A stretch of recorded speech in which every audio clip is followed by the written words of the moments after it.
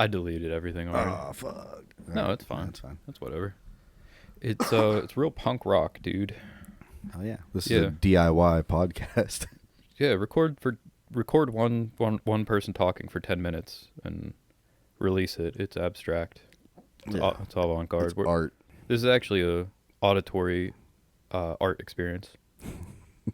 And if I ever have to explain my art, it will cease to have meaning, so I refuse to. Yeah, don't fucking ask questions.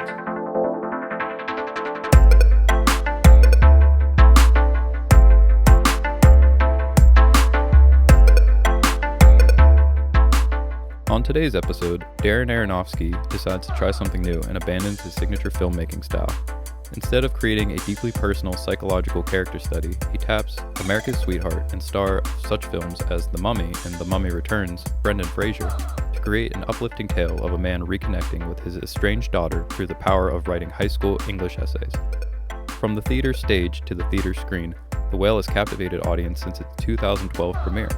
On today's episode, we'll talk about some behind-the-scenes aspects of the film, if the film lives up to the hype it garnered upon release, and why my favorite character ended up being a bird Brendan Fraser feeds apples to.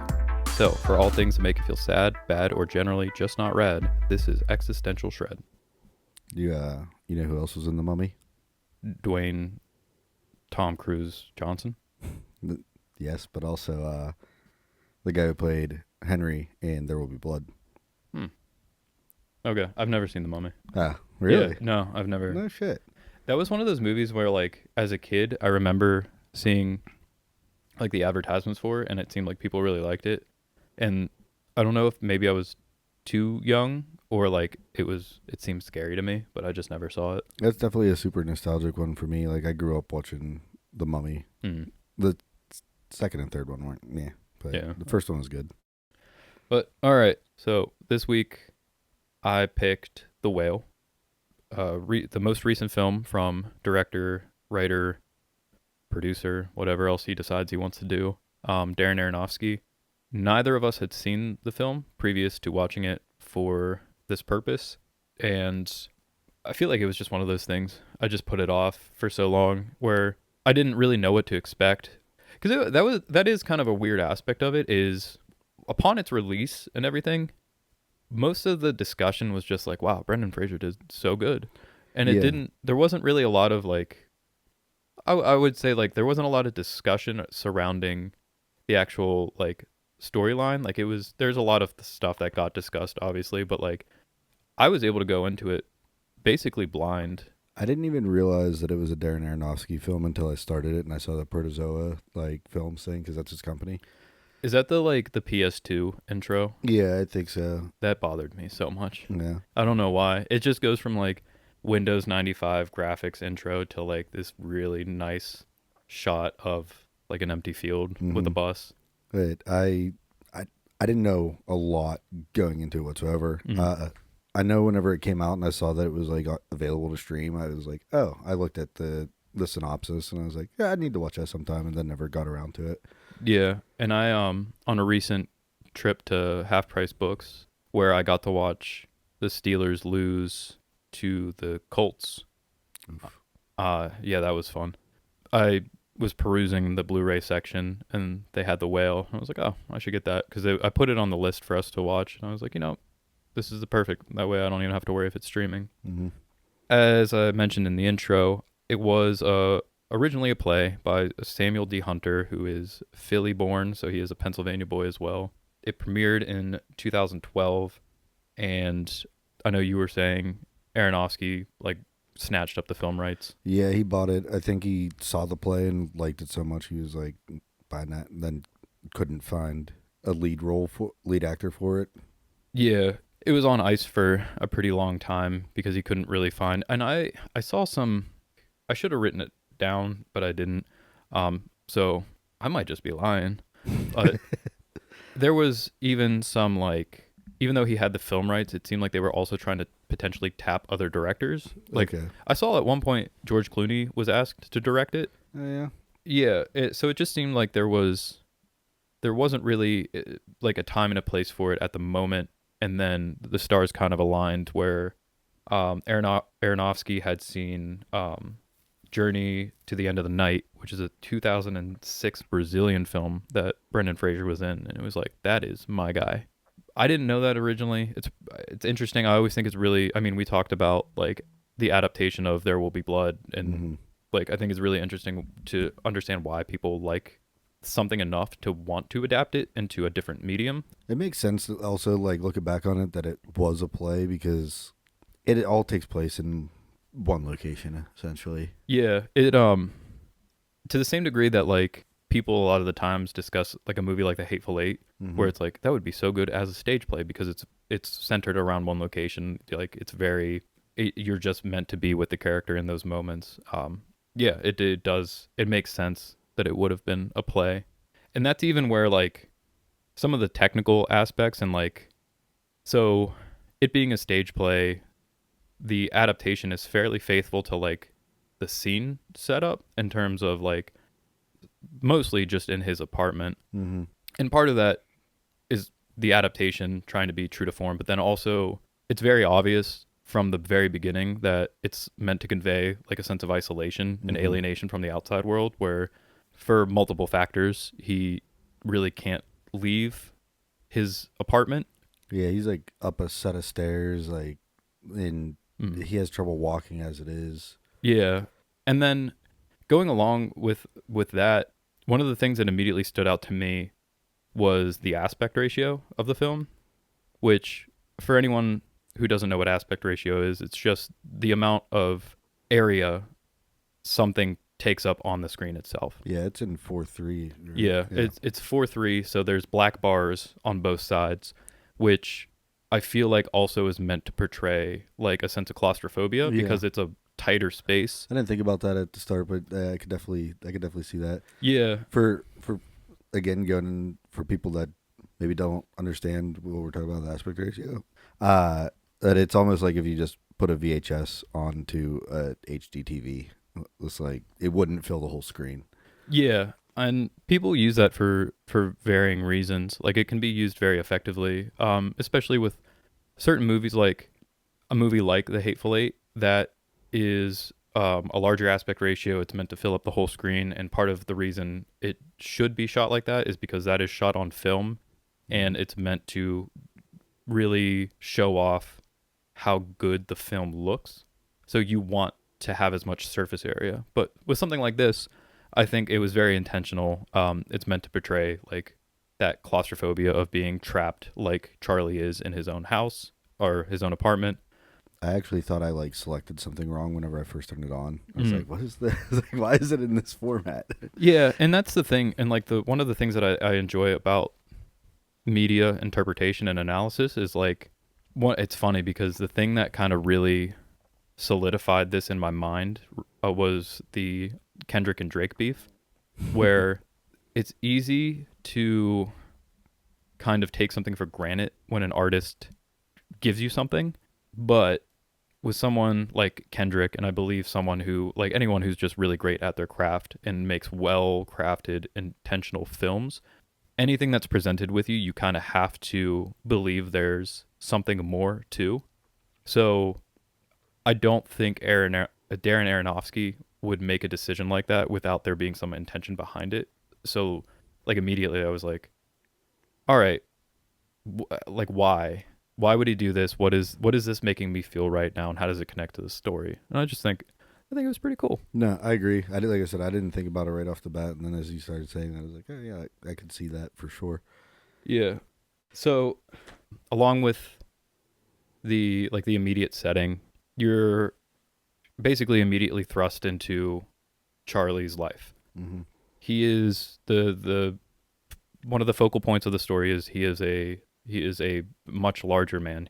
I think they say something like over 600 pounds, Yeah, something like that. I don't know if remember, but it's to the point where his blood pressure is like they show it as like stage 3 hypertension.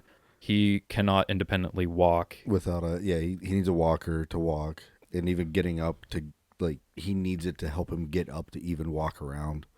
Yeah, he's not doing well at all. In the first scene, he's watching his favorite movie and he starts to have a heart attack.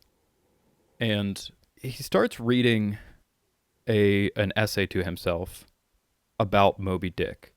And this is where a lot of like the whale, because it's very easy for people at a very surface level to see Brendan Fraser's face as this character in the movie called The Whale and just be like, "Oh, that's just the title's just rude," basically. Honestly, that's what I did think at the start, and Mhm. then, like I said, as I read the synopsis, it was like, oh, there's more to this. It's not just about big guy. Yeah, and I mean Moby Dick is a classic for a lot of reasons. There's a lot of interpretation you could do there, and what the white whale means, and even like the passage that he's reading, you could really dive into that. And even something that I want to do later, which is dive into the symbolism of animals in this film. But he starts reading it to himself. Actually, that's not even true. Man, I'm a liar. He starts having his heart attack, and then somebody knocks on the door.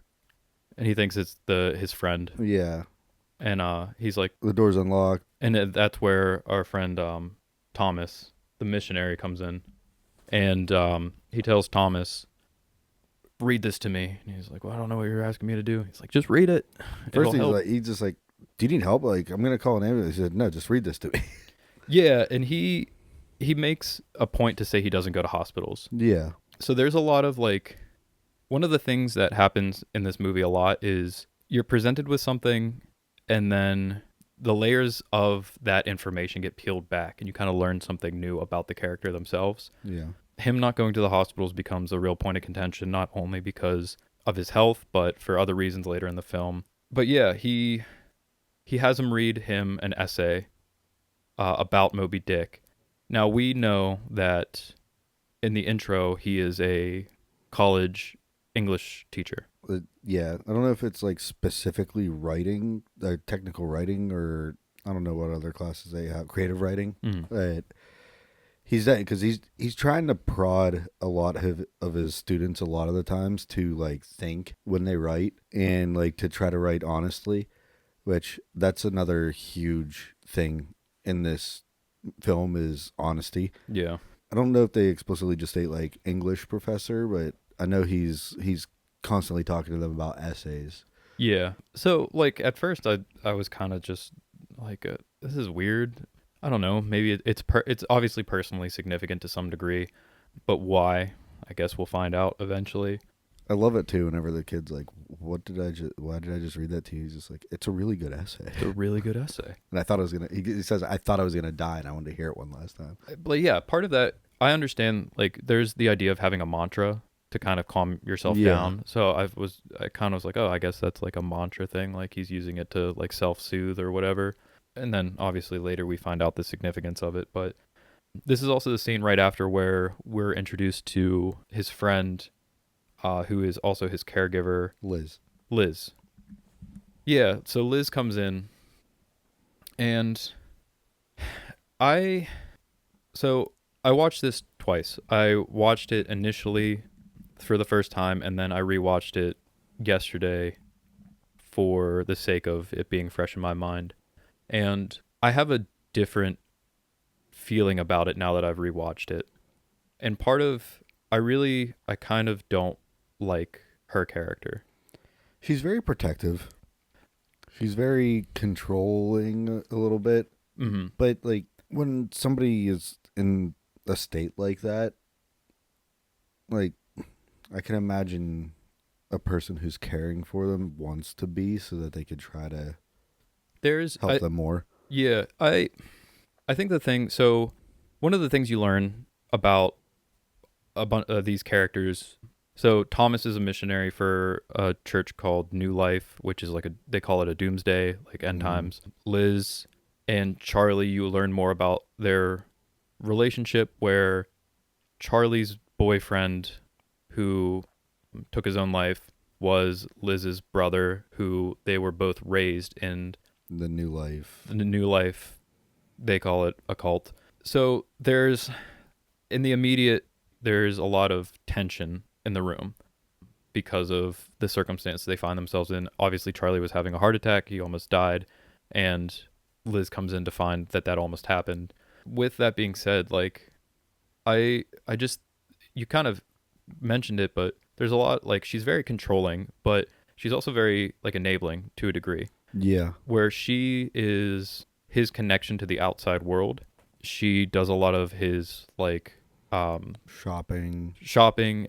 She comes over to talk to him, talk about her life, and she's obviously very protective. She wants him to do very well, but then she also, like, kind of enables him by allowing him to continue to live this lifestyle. And, like, we see it in a lot of different degrees where, like, she brings him very unhealthy food. And I mean, so I think she does bring him food, but also she's not there all the time.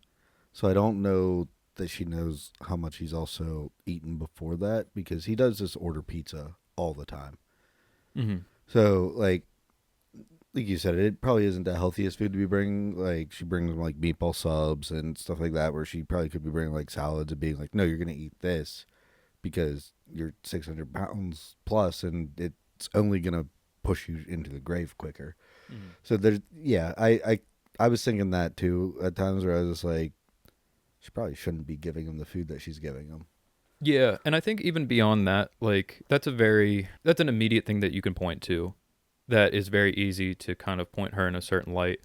But as we, broadly speaking, it's kind of hard. It's kind of hard to talk about, like, this movie sequentially, because there's a lot going on with a lot of the Yeah, characters, and it's kind of the more interesting aspect of it. Later in the film, you see, we understand Charlie has congenitive heart failure, yeah, and Liz says you're probably going to be dead in the next week. So it's set up. We are watching the last week of this man's life, and one of the things that she tries to do to, again, help him is she gives him a little, like, it's like a perspiration monitor, but it's essentially just a heart monitor. hmm, And she's like, when it starts to beep, to calm down, do some breaths. And he's like, all right, we'll try it out. And it's monitoring him, and they're breathing, and it's going well. And then she starts yelling at him. It escalates to the point where she's yelling at him and telling him because she finds out he contacted his estranged daughter, yeah. and she's freaking out about this. And you hear the monitor go up. So there's this, she's trying to help him, sure, but then she's also a big part of, like, the stressors in his life. You did bring it up. Her brother was his boyfriend, and when we get into like everything with the new life, church, cult, whatever it is, when he essentially, like, just to kind of jump to it, but their father like disowned him because he was gay, Mm-hmm. and it kind of destroyed her brother. His name's Alan's life. He starts not eating. Like, not only is she his only connection to the outside world, he is the only part of like family that she considers even family anymore. She Yeah. hates her parents, and she's also adopted. Not that that means anything, but it seems like Alan was the one person in the family that she like cared about the most whenever it came down to it, and like hates her parents now. Charlie's the only thing that she has left, also, Mm-hmm. that she Which, considers. yeah, which it goes both ways, Yeah, because prior to the driving narrative of the story is Charlie reconnecting with his estranged daughter. Like, he equally only has her yeah. in the same way. But yeah, I don't know. Upon first watching it, I came away enjoying it, and I thought it was very effective. The second time I watched it, I started to, I don't know, it didn't feel as powerful, and not because, like, obviously I'm rewatching it, but kind of examining the relationships that the characters have with each other and how they talk to each other. It just seems it's I don't know. At times it feels very emotionally manipulative. And that's not to say it's not a good film, but I think it makes a lot of sense why this was so critically, or so highly regarded, and why it did well in, like, the award season. Because you find the same thing with his daughter Ellie too, where she is a character kind of thrown in to highlight the worst aspects of Charlie as a character. She's kind of horrible. Yeah, and which that really, it kind of really bothers me Yeah, because it's the thing where she's like an edgy teenager. Like, she's definitely an edgy teenager, and like, I mean, you only know her in the film because he reaches out to her. You don't really know, aside from reading the synopsis, that she's estranged at that point. It's just like he reaches out, says he wants to see her. She comes in, and then what you find out is that he essentially left his family when she was 8 years old because he went to go follow a relationship with, he cheated on his wife with a student of his and then left her for him. And as an 8 year old, that's probably a pretty hard thing to like understand. She just sees like you're not a father to me. You're like you haven't been around for the past 8 years. You walked out, you left me, and we come to learn throughout it that like her mother didn't want him to see her, and he yeah, was respecting those wishes. yeah. There's a lot of like, there's a lot at play with the dynamic of the parents and their Yeah. relationship, and even the way, because he contacts Ellie, and she comes over because she got suspended from school for saying something, threatening someone on social media, and they're talking about like, he's asking like, oh well, you're gonna graduate, right? And she's like, well, they said I might not, and he essentially offers to do her homework for her, write essays for her, and she says no, she's leaving because she's a horrible like parent who hasn't been there, and then he offers her like $100,000. I think he originally said to tutor her, Mm. and then when she gets there, it's like she doesn't want to do any homework, so he's just like, "All right, I'm gonna just do it." Mm. But yeah, he says, "I'll give you all the money I have." We know he's dying. Mm. She does not. That's another thing like to point out too. Like throughout the entire movie, there are three people that know he's dying: himself, Thomas, and Liz. Mm. And I think that's to go into again, like when you were talking about like Liz yelling at him and kind of being like, she now knows he's like, you have a week to live. And again, this is, it's got to be really stressful for her as well. Yeah, And because she's not handling it well. yeah, this will be the second time Yeah. that she's lost someone as close to her. But yeah, her Ellie, she's an edgy teenager, but they also at the end they kind of hold her on this soapbox for some of the horrible things that she does, but they have positive consequences to some degree. And the question becomes that they ask is like, does she actually do it because she's trying to be malicious, or is she doing these weird things that we don't see the positive benefit of?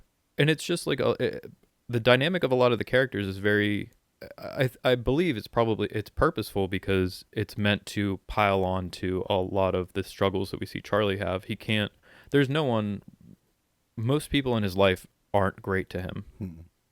His wife hates him for very obvious reasons. His daughter hates him for very obvious reasons.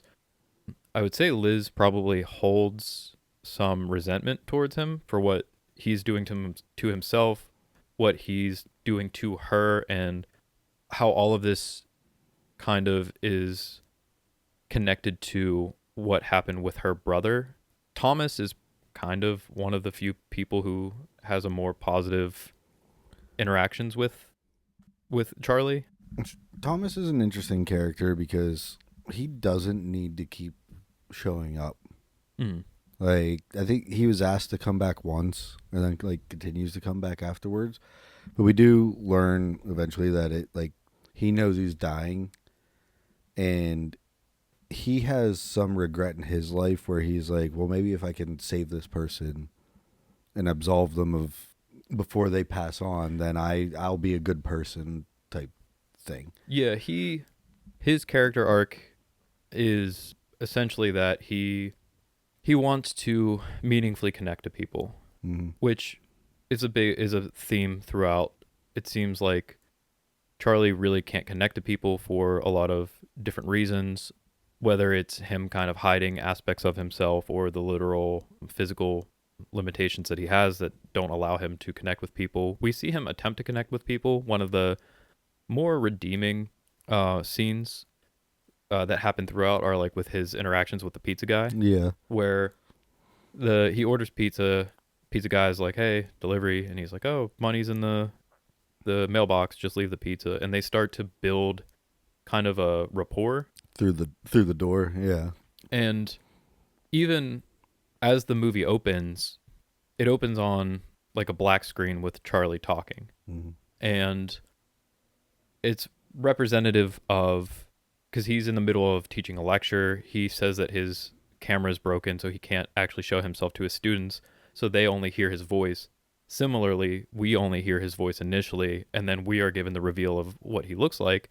In the same vein, the pizza guy, when he spends his time like being concerned about him, like talking to him, once he actually sees what Charlie looks like, he's very disturbed, and how that personally affects him. So there really isn't a lot of room for Charlie to connect with people, and when he attempts to, it's like a don't judge a book by its cover kind of situation, where because of how he looks, people aren't willing to connect with him, or they view him a certain way. Yeah. And he asks questions to people throughout it too. Like it's clearly something that he's worried about, is how he is worried about how he looks to people, because he asked Thomas at one point, he's like, do you think I'm disgusting? He he's worried about that, and I think that also obviously is why it's not I think it's obvious that that's also why he is more shut in, all like not answering the door. Mm-hmm. It's physically hard for him to do so in a quick manner, but also he doesn't want people to see him. Yeah, he is a very sympathetic character because he is very likable. He's very likable. He's a very positive person, despite what he's going through. Yeah, he's willing to take the best aspects of people he interacts with and kind of magnify them. And I feel like that's part of why at times it feels very emotionally manipulative, because you have a character who's essentially like there's not a lot of reason for characters to lash out at him the way that they do, but he's just kind of always getting kicked while he's down. Mm-hmm. And again, at times there's reasons for it. I mean, Ellie has a lot of very legitimate reasons to like be upset with him.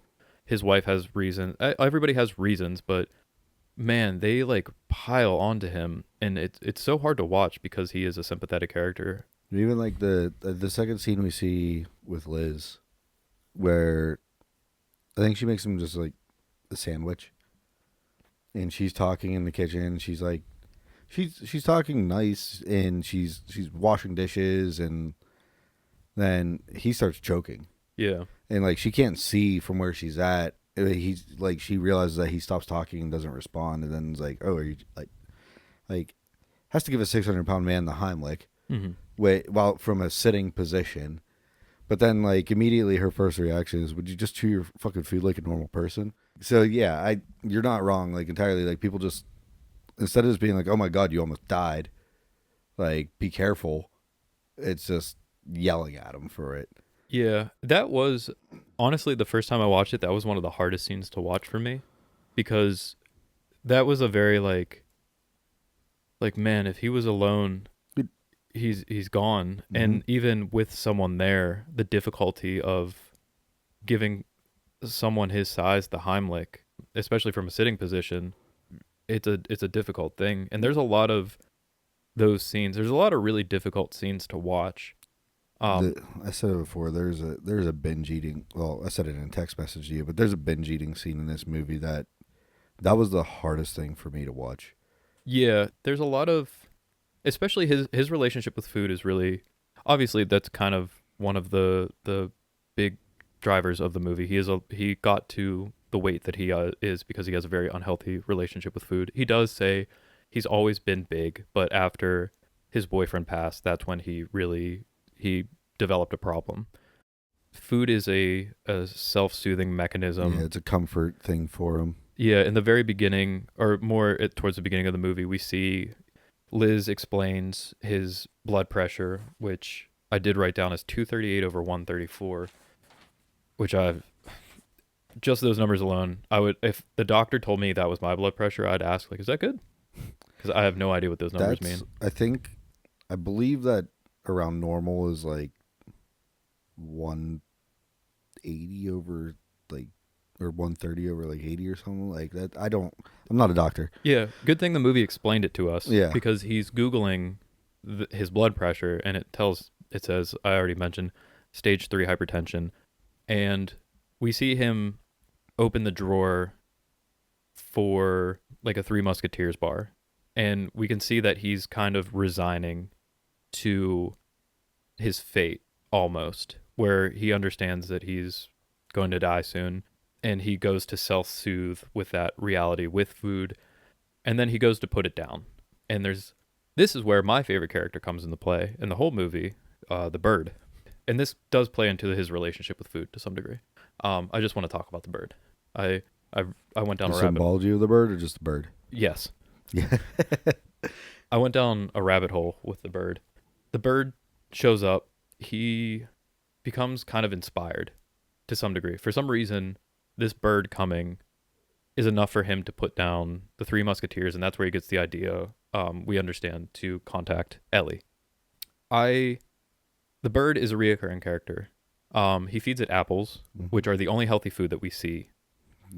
Like the only healthy food in his house. He feeds to the bird. Yeah. Now, I like symbology. I like interpretation, obviously. I didn't think about the bird as symbolic before, and now that we're talking about it, I think I want to see if I could guess it beforehand. Okay, let's go for it. It's the sense of like freedom and something that leaves and can come back. And I think he thinks of his daughter because of that, because she is obviously, we find out he's been like watching her on social media and stuff, like he does keep up on her, but she's more free to be able to come and go and do what she wants. Mhm. And to me, it was just like this, thinking about now, it's like the symbolism of being able to be like, oh, I'm not that, I can't do that. Yeah, so there's a couple different things with the bird that I think we can talk about. So one of them is like just classically the representation of the symbol of the bird in literature, film, whatever. It does typically represent things like freedom, transcendence, and spirituality to some degree, which you can you can plug all of those things into the movie. Absolutely. They typically will represent things like transformation, guidance, communication, just all these things that like really map on directly.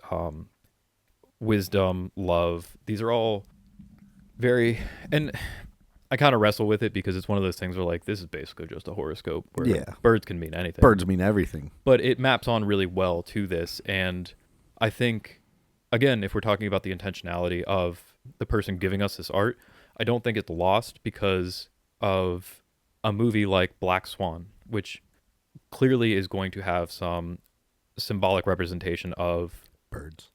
But yeah, I also think it also shows his innate desire to really care for other things more than his own self. One of the things that we hear him say a lot is I'm sorry when he feels like he's disappointing people or when he isn't living up to expectation. Obviously, a big thing in his life was caring for his boyfriend.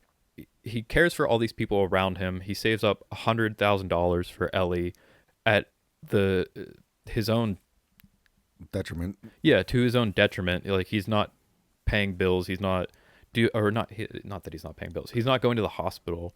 All these things. He clearly wants to care for other people in the same way that he cares for this bird, but the bird is the closest thing that he can get to doing so. And even later in the film, Ellie smashes the plate, which is probably a way of her rebelling against her dad because he's caring for this literal wild animal more than he is caring for his child at that point. So it's just really, it's really interesting. And even you just keep going down the rabbit hole. The problem that his boyfriend Alan had towards the end was that he wouldn't eat. Mm-hmm. And, if the bird is representing some kind of spiritualism, love, this transcendent nature, Is this his way of redeeming himself to Alan by allowing, like, feeding something? Yeah, that's my spiel about the bird. Yeah. I really wanted to talk about the bird. You do love your birds. Dude, I do. I really do. But yeah, it. How did we get on the bird? Oh, we were talking. You wanted to talk about it. We were talking about his relationship with food. Yeah. So, like, with the bird, yeah.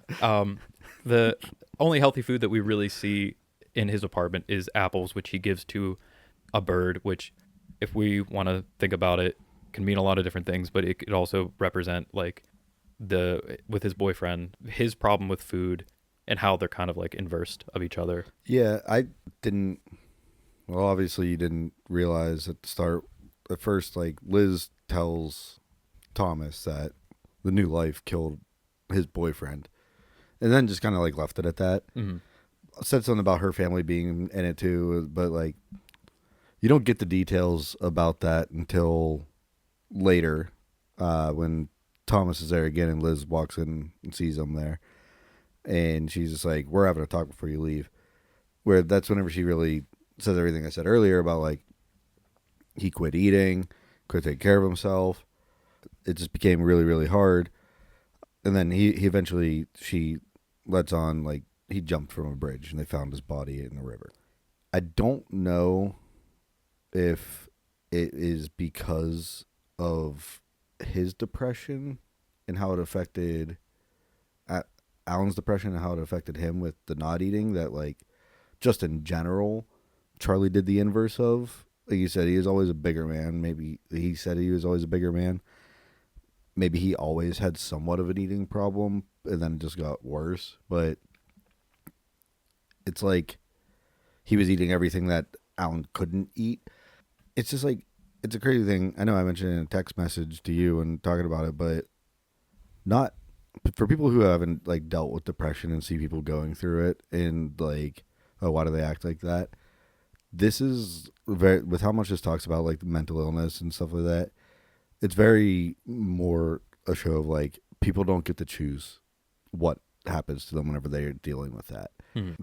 Do you think he wanted to keep eating till the point where he got 600 pounds? Probably not. But again, it's a comfort for him, and he's been feeling depressed ever since his boyfriend died, that he doesn't know what to do aside from doing what's comfortable and, like, safe to him.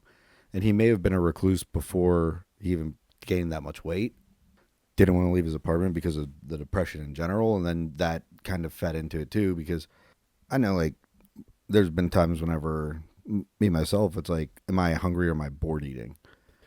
Yeah. And there's even, we kind of talked about this with, like, just how he eats, but it is, it's equally like a self-soothing technique where, like, one of the things that's kind of hard to avoid is people generally, and I fall prey to this all the time, but, like, if things aren't going well, it's an easy thing that you can do for yourself is to, like, give yourself a treat. Yeah. I love my sweet treats.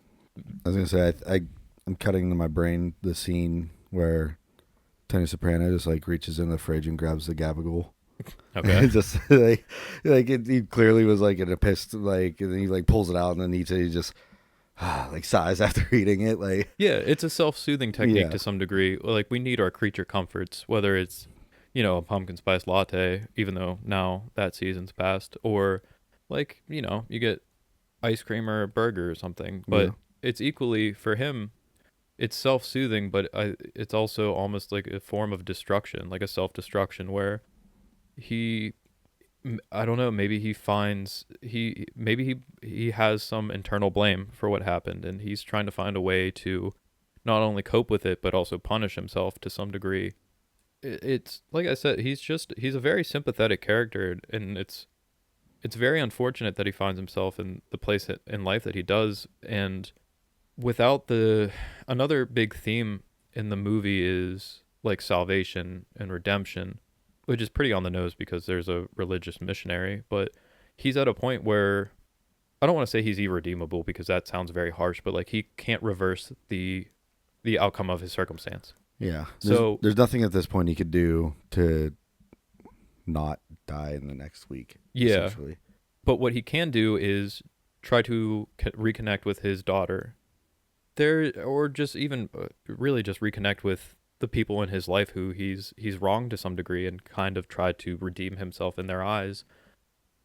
And I mean, we do see him get that redemption. He does. He not that. So Thomas has his breakthrough, which I don't.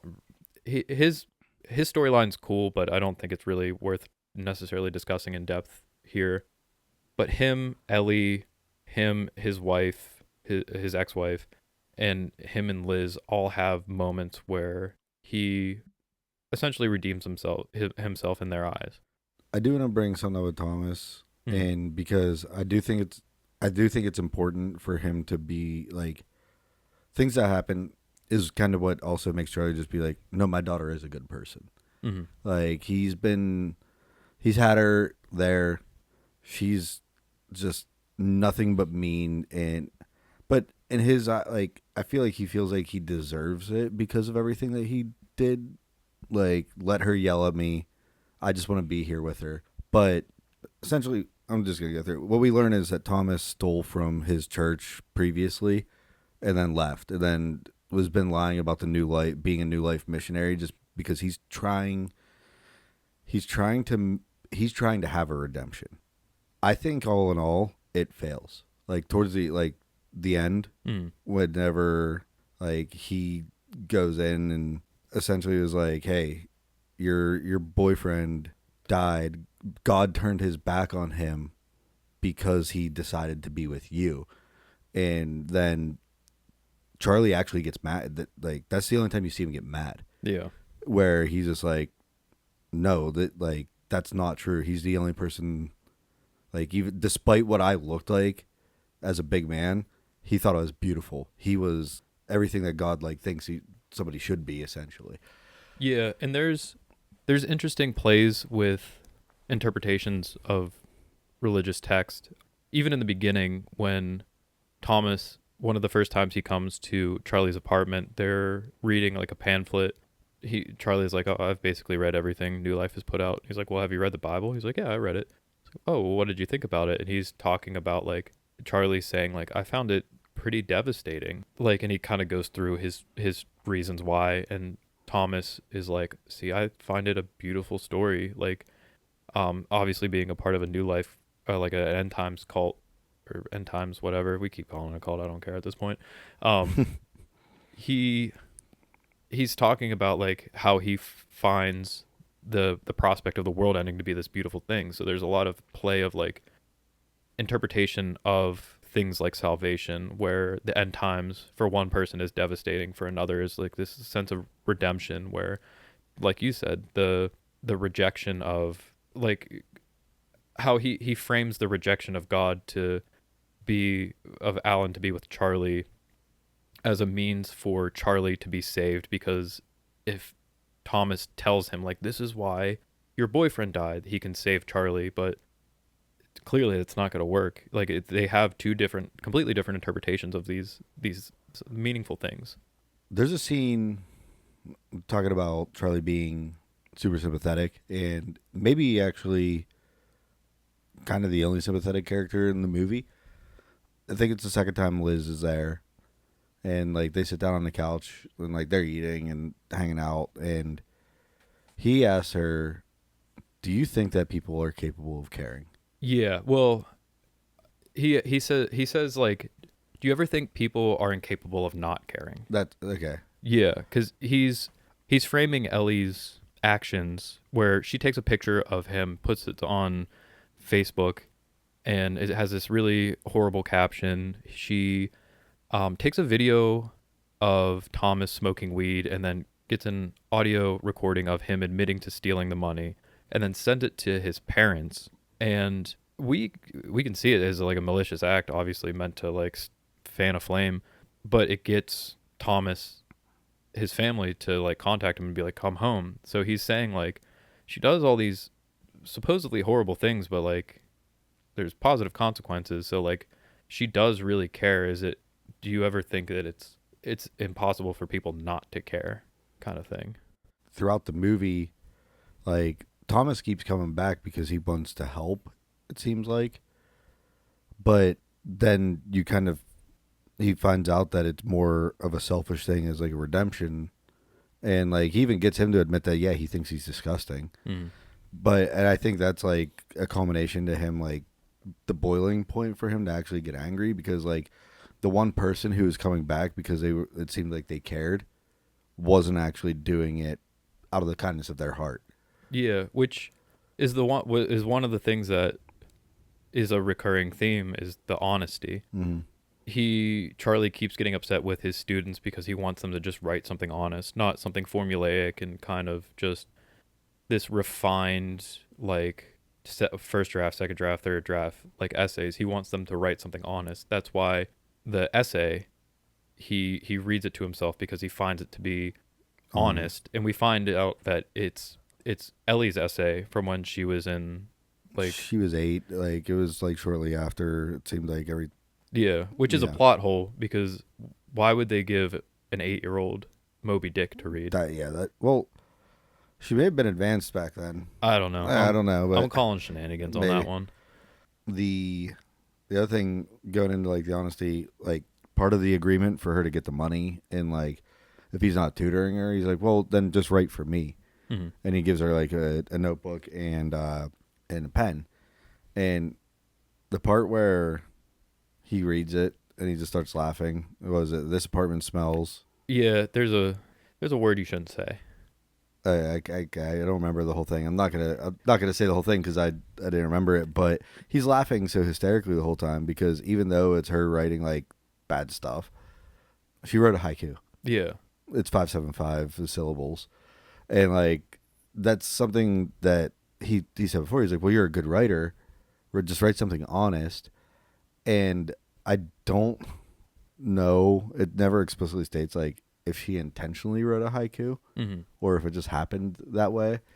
But again, it's like how you can interpret these things. Like he's going to interpret it on the more positive aspect. Yeah. Yeah, and even I mean, continuing with honesty, like one of the last scenes we get is he values honesty so much, but one of the things that keeps being shown is he will not show himself to his students, and one of his final acts during his last day alive is he finally turns on his video camera because he sent out a prompt like just write something honest, and so he's fuck these essays, fuck the like this is stupid, just be honest. Yeah, and they write some like just like sentences. Like the one that stuck out to me was like, I think I just have to accept I'm not going to live an exciting life. There's that one, and the other one that kind of like stuck out to me was I'm tired of everybody telling me I have so much promise. Yeah. So it's these really like really honest things that he got out of them, so he in turn is being honest with them by finally showing himself. And this is another instance where we see where when he finally reveals himself, they have these very visceral, visible reactions to how he looks.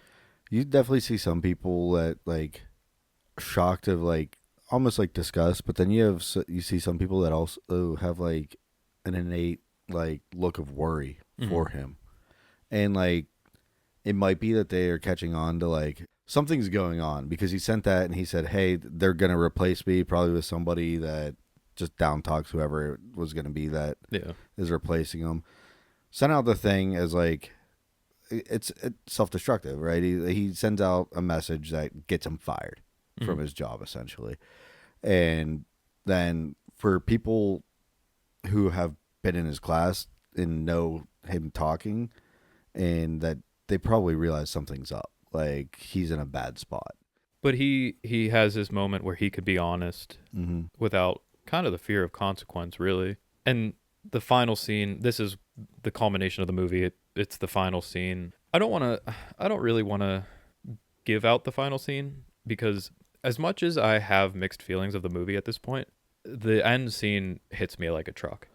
I do want to also, we hear about her throughout the whole film, but then there's the scene where Mary, his ex-wife, comes, and even that too, like it speaks a lot to how much Ellie's kind of in the wrong, more so, where he even explains like Oh, I have been asking. Why didn't you tell me she was flunking? Why, like, this whole thing where maybe he didn't try to reach out harder because it sounded like to him that everything was going fine. Yeah.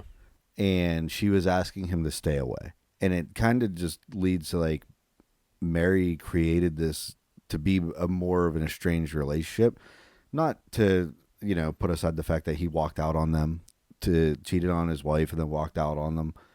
But like when he has been reaching out consistently, constantly, saving money, sending money to Mary for her on top of the child support as well. There's never been a moment where it was like, yeah, come see your daughter. Mm. Well, and again, to play into like the aspects of like honesty, where she tells him, I didn't want you to like talk with her because you would realize how horrible she is and you would think that I was a bad mother. So there's kind of like this front put on that like, yeah, everything's fine. Mm-hmm. Yeah, it's very the whole when you start I said it earlier, but there's a lot of like peeling back Layers. the layers of but again, and I don't want to hark on the film too much because I think it is good. I wouldn't say great, but I think it is good where there's layers that are present. I don't know if they necessarily are like earned. We like at first we think Charlie doesn't have any money. Then we see he does have money. I don't necessarily like that's whatever. It's kind of low stakes where I feel like it works out well, and this is just one example of that where this is where I think it earns it is we think he doesn't have money, we know he has money, and then Liz finds out that he has money. Yeah. And she's talking about like my car broke down and I still had to bring you groceries. You didn't offer to pay for it. I didn't ask you to pay for it because I thought you were broke. But there She are thought he had like less than, she said, $700 in his account. mhm. But also she was like, we could have helped you so much more. You could have helped yourself so much more. We could have bought you like the right bed. She gets mad because he's literally dying and he didn't have to. Yeah, and that moment's earned. I think where it's not necessarily earned is his immediate reaction is well it's for Ellie. It's always been for Ellie, which I get. That's supposed to be I guess a more emotionally charged moment that he's been considering his daughter the whole time, but I don't think that's earned. Like in that degree it feels kind of emotionally manipulative and like just some of the scenes I don't know, it doesn't feel like when you peel back the layer like what when you're given something and then you peel back the layer and it just doesn't feel very satisfying or like it's not it doesn't have the weight that it could because it feels like it's what you're given is just to elicit that emotion. It's not necessarily to build on the story or to have you take into consideration something about his lived experience or the lived experiences of those around him. I don't know. But again, I don't want to hark on it because it's a good movie. Brendan Fraser does really well. And like I said, the last scene hits me like a truck. Both times I watched it, like it Yeah. is It's very, I don't want to use the word like powerful, but it's moving. yeah, it's tough. Like it really does pull at the heartstrings pretty hard. But yeah, I don't know. What do you what are your thoughts? I really liked it. I liked it more than I thought I would. Obviously, again, not knowing anything going into it, not knowing at the time what it was about, but the concept, like, again, you read synopsis and it's about reconnecting. It's about a guy trying to reconnect with his estranged daughter. You don't know from the synopsis, like, oh, it's about this man who's about to die. Literally, his last effort is in a week to reconnect with his daughter. So, like, right off the bat, I was like, that made me a bit more invested in it because obviously it's going to be a sad movie and I like sad movies. Hmm. I liked it a lot. I I thought there was going to be more connection being made in the movie between him and his daughter, and just how much, like I said, she's quite horrible. Hmm. And at the very end, I think she does finally start to realize, okay, my dad was a good person, and did actually really care about me, but didn't have the ability to see me type thing. I think there could have been more growth for Ellie in the movie than just at the very end of it. Yeah, I don't think she was written very well aside from being like an edgy teenager. which I don't know, maybe it plays out better in the play. Yeah. In the play, this is one of the few things that I think does kind of create a difference. In the play, he leaves Ellie and her mom when she's 2. Okay. So in the play, she's essentially never had him in her life. Yeah. But in the movie, he leaves when she's 8, so she still has memory of him. So I don't know if that's a symptom of that. Obviously, I've never seen the play. I don't know how Yeah. Ellie's written in the play. But yeah, I don't know. Like I said, the first time I watched it, I was very curious. I did like it. I found it, it's moving, especially like I said, the end scene. The second time I watched it, I I just started picking up on a lot of the like very subtle things that, like I said, didn't really feel earned. Even like the music at times is kind of schmaltzy. Like it kind of really plays into like trying to create an emotion through like sheer will rather than compelling writing. But I think overall it's good. I'm glad I finally watched it. Yeah, I'm glad. Yeah, I'm glad I watched it. I definitely would recommend it as a at least a one-time watch, and I do think that it's not like there's ever like a big twist in it, but it like I do think some movies lose their luster just from watching them over and over again. I think I would have to wait a long time to watch this movie again. Like I don't think I'd do it back to back. Like you said, you're watching it the second time, so like you're picking things out even more because you're Yeah, but I think the thing is like if I think of movies even in a similar vein, I'm being biased because it's one of my favorite movies. But if I think of a movie like Birdman, every time I watch that, it's as emotionally compelling as it was that first time. yeah, And it's because it's so well written. The character, again, not that Charlie isn't well written, but Michael Keaton's character in Birdman is like leagues above Charlie's character in terms of just how fleshed out he is. And like they're not particularly long movies. I think they're comparable in runtime. So like I guess it's just how much you're willing to give of that character and how you can build upon it. But again, I don't want to hark on the movie too much. It's good. I'd recommend it, but I don't know. I had to re-examine how I felt about it after the second time. you definitely. I know I sent this in a text message to you too, but right now you hold the record for saddest movie we've watched. Ding ding ding. I win. I'll have to top it. Yeah, it was. I've got a few. Yeah. There. I think there's a lot that we can pull out. Blue Valentine will come up eventually. All right. Well, yeah, this was a little bit of a tougher one to talk about, especially we've kind of gone more sequential and talked about things as they've kind of come up in the sequence of the film, but I feel like this one's kind of more it is it's a movie where not a lot happens. It's just you're with the characters, so I think it's a little more difficult. So, you know, if you're out there and you've made it this far, thanks for bearing with us. And It kind of happened in on Beam whenever I made them watch Royal Tenenbaums because like there's not a lot that happens in that movie like sequential order. It's just like it's just about a dysfunctional family. Like yeah. So, all right. all right, This is what, episode 5? yeah, I think it would be 5. Yeah, episode 5. The Whale. Thanks for listening. We'll see you next time.